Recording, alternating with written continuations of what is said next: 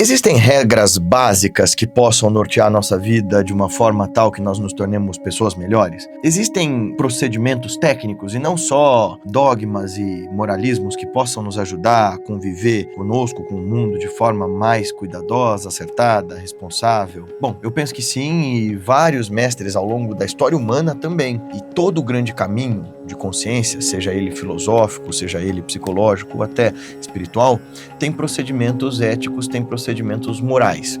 O yoga não é diferente. Estamentos, ou essas bases, esses códigos de conduta, dentro do yoga, você provavelmente ouviu falar, chamam-se yamas e niyamas. É claro, eles ficaram muito famosos porque o Yoga Sutra de Patanjali, que é o texto onde isso está contido, se popularizou demais a partir do século XIX, mas é importante que você saiba também que existem outros Dharma Shastras, outros sistemas para explicar o Dharma, para explicar o modo de viver adequado e os preceitos pelos quais você deva se preparar para o caminho espiritual. Mas eu vou hoje contar para vocês, eu achei que eu já tinha contado aqui no canal e não, eu vou contar para vocês o que são os yamas e niyamas contidos no Yoga Sutra. Se você nunca ouviu falar disso, então saiba, são 10 regras, 10 orientações, 10 instruções que nos ensinam a arte do bem viver e sem os quais, dirá Patanjali, não dá nem para começar a falar de praticar meditação, de praticar yoga, de praticar o caminho para o autoconhecimento.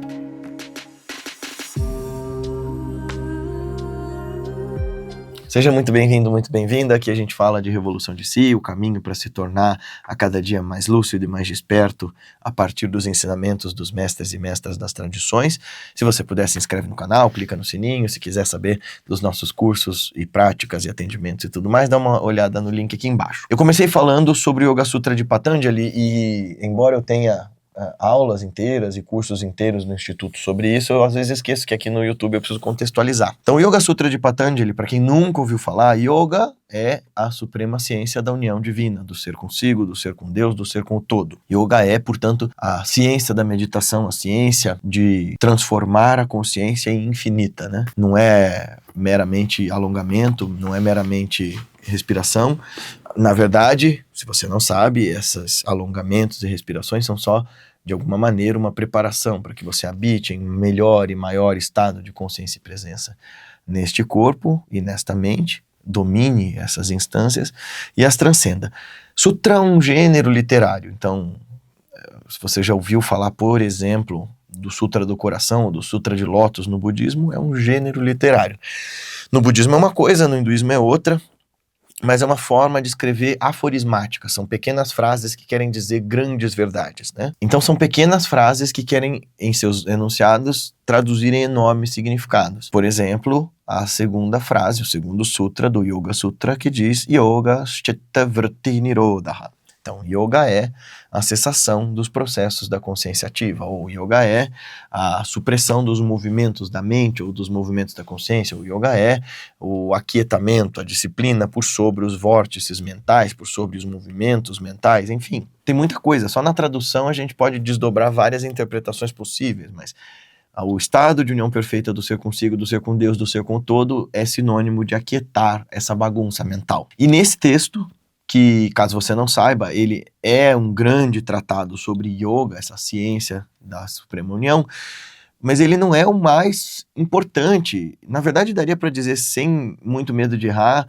que o texto mais popular sobre yoga da Índia inteira e de todas as escolas possíveis é a Bhagavad Gita, não o Yoga Sutra. Foi muito mais lido e durante muito mais séculos e por muito mais escolas e comentado por muito mais mestres do que o Yoga Sutra. O Yoga Sutra ficou super popular a partir do século XIX, século XVIII, XIX. Ele era um texto importante, ele tem cerca de 2000 anos. Tem gente que coloca ele um pouquinho antes de 2000 anos, um pouquinho depois, né? Então tem gente que atribui a autoria dele para mais ou menos 2200 anos atrás, tem gente que é mais ou menos 200 depois de Cristo. Então está nesse período nebuloso das escolas que a gente chama de darshanas, né?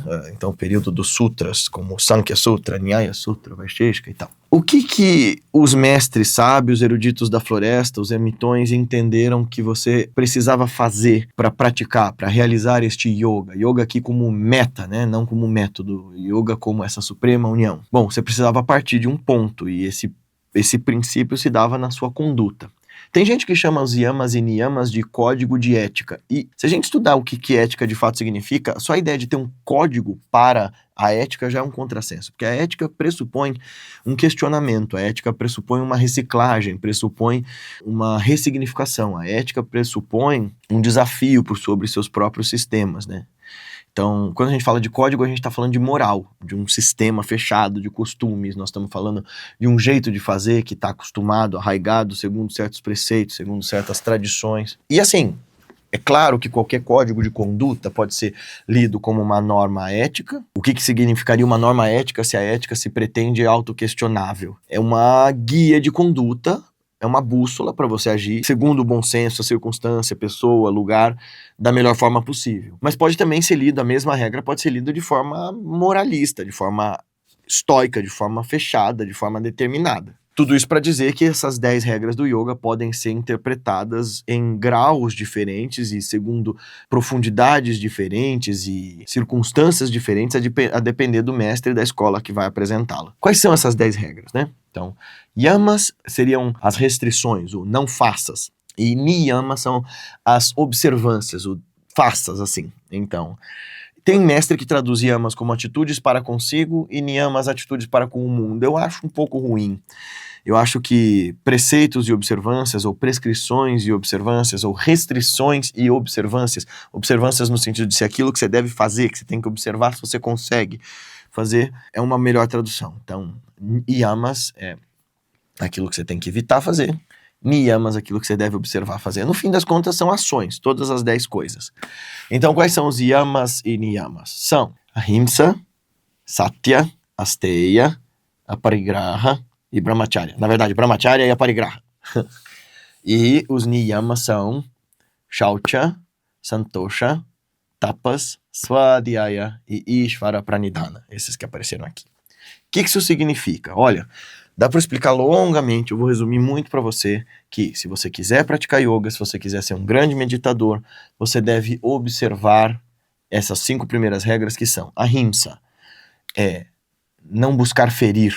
Então, a é não e himsa é ferir, denegrir, prejudicar, vilipendiar, é não desonrar. Então, é você não apresentar ameaça ao outro.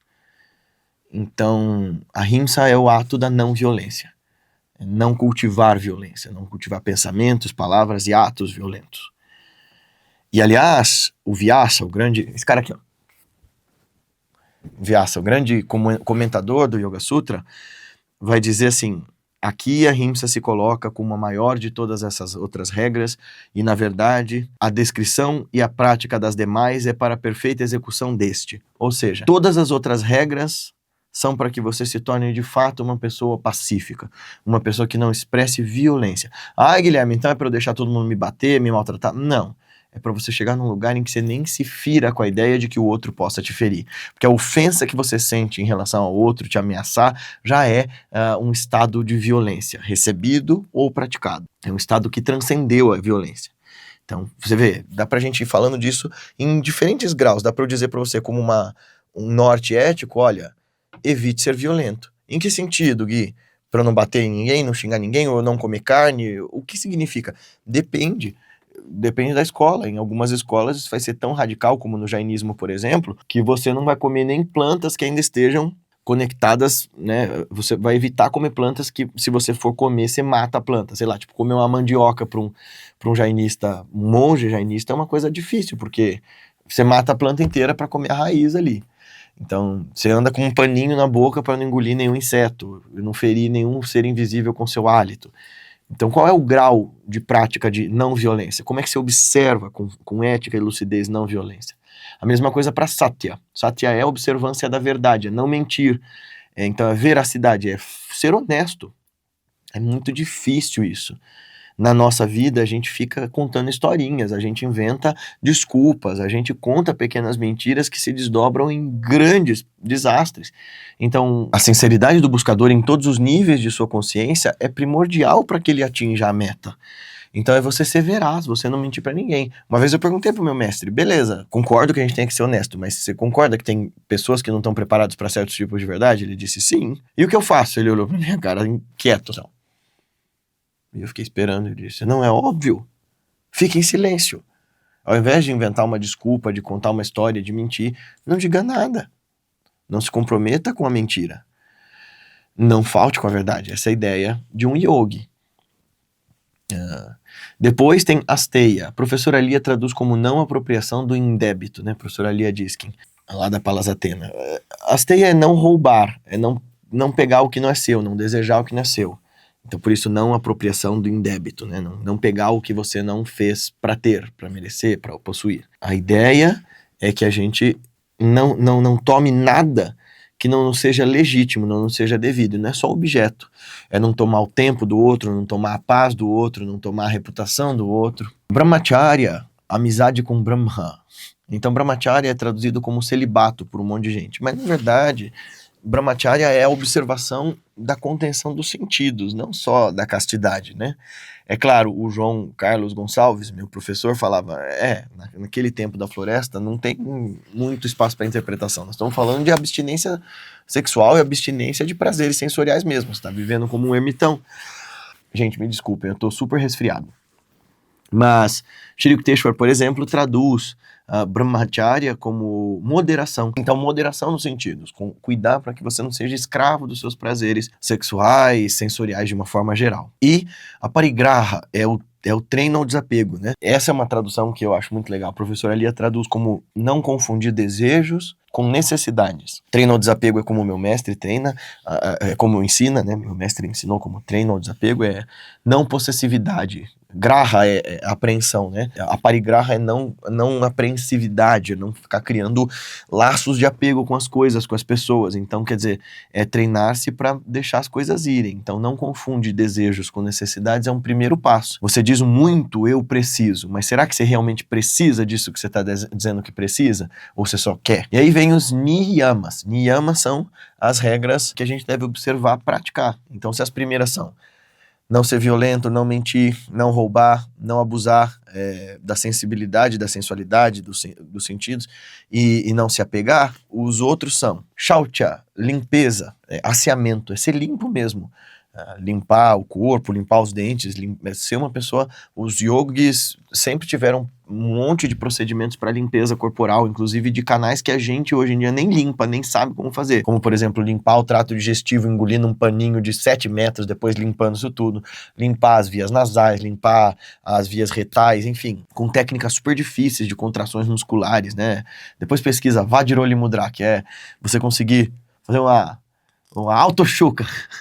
Os yogis sentavam-se nos rios e conseguiam sugar pelo pênis, pelo ânus, eles conseguiam sugar por movimentos do abdômen a água e depois expulsar. Aí você fala, nossa, que bárbaro, que primitivo. Pensa, eles estavam isolados na floresta, eles não tinham médicos, eles tinham que fazer o máximo de esforço possível para deixar os corpos deles o mais saudáveis possíveis, para que eles não tivessem que interromper as práticas deles, tipo por causa de um resfriado. Porque estava numa cidade toda zoada, toda poluída, com um clima maluco. Então, shaucha é asseamento, é limpeza, mas também é limpeza de caráter, é a boa palavra, é o bom pensamento, são as boas companhias, né? Então, é manter essa limpeza nos hábitos. Santosha é contentamento, é alegria, é você manter um estado de alegria, mesmo diante das adversidades, é você saber rir.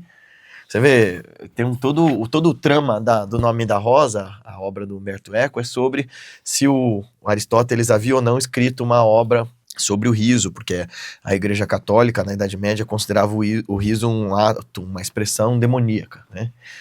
Então, pois é, e não, os mestres da Índia, os mestres verdadeiramente espiritualizados, São Francisco, por exemplo, Jesus, eu tenho certeza, eram dados ao riso.